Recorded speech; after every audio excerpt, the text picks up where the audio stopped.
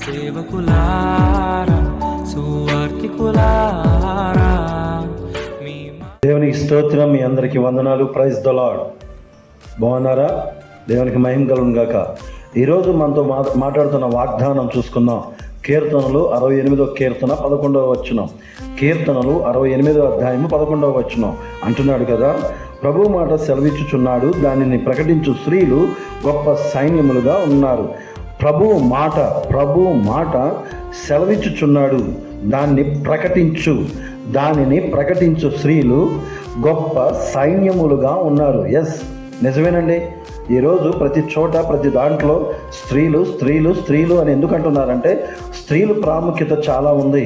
అది మంచైనను చెడైనను, ఆత్మీయతను శరీర లోకానుసారమైనను ఏదైనాను దేవుడు దీవెనలు ఆశీర్వాదాలు పొందుకోవాలంటే ఇక్కడ చెప్తున్నాడు. దావీదు రాసిన దాంట్లో దావీదు కీర్తనకారుల్లో 68వ అధ్యాయంలో రాయబడిన మాట అంటున్నాడు కదా, ప్రభు సెలవిచ్చినది ఏమనగా, ప్రభు సెలవిచ్చాడు ఏమనంటే, ప్రకటించు స్త్రీలు ఏం ప్రకటిస్తున్నారు? వర్తమానాలు, సువార్తలు, పాంప్లెంట్స్, అనేక రకరకాలుగా దేవుడి మాటలు, సువార్తని ఎలా పంపించాలని స్త్రీలు చాలామంది చాలా రకాలుగా ప్రకటిస్తున్నారు. వారిని బట్టి ఈరోజు ఈ యొక్క వినండి వినిపించని కార్యక్రమం ద్వారా వందనాలు చెల్లిస్తున్నాం. ఎందుకు అంటే ప్రకటించు స్త్రీలు గొప్ప సైనికులుగా ఉన్నారంట.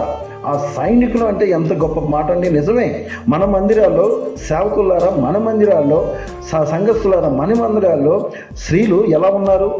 సైన్యంలాగా ఉన్నారా? బలహీనంగా ఉన్నారా? సైన్యం అంటే చాలా పెద్దగా అన్నమాట, ఎక్కువ మంది. మరి ఆ సైన్యంలో నీవు నేను ఉన్నామా అంటే, స్త్రీగా మనం ఉన్నామా? లేకపోతే ఏమైపోతుందంటే బలహీనంగా ఉన్నాము, సింగిల్గా ఉంటున్నాం. కనుక అలా ఉండటానికి వీల్లేదు. ఇక మీదటైనా స్త్రీలతో చెప్తున్న మాట, గొప్ప సైనికులుగా ఉండాలి, ప్రకటించు స్త్రీలుగా ఉండాలి, ఆశీర్వాదాలు పొందుకునే స్త్రీలుగా ఉండాలి. ఆశీర్వాదాలు పొందుకోవడమే కాకుండా అనేక మందికి మీ ఆశీర్వాదాన్ని వెలిగించేవారుగా ఉండాలి. ఇదే గొప్ప సైన్యము. దేవుడు మిమ్మల్ని బహుగా దీవించి ఆశీర్వదించి, దేవుడు ఈ యొక్క మాటలు దీవించి ఆశీర్వదించును గాక. ఆమేన్. ప్రార్థన చేసుకుందాం, తల ఉంచుదాం.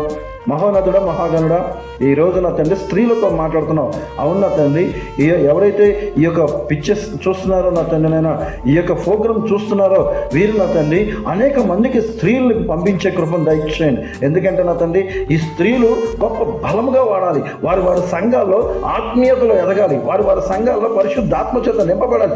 వారి సంఘాల్లో నా తండ్రి మొదటి వ్యక్తిగా ఉండాలి. వారి సంఘాల్లో ఆయా పరిచారిక స్త్రీగా ఉండమని, అయా మీరే ఆశీర్వదించమని ఈ చిన్న ప్రార్థన ప్రభువైన యేసయ్య అతి పరిశుద్ధ నామమున అడిగి వేడుకొని పొంది ఉన్నాం పరమ తండ్రి. ఆమేన్. Praise the lord.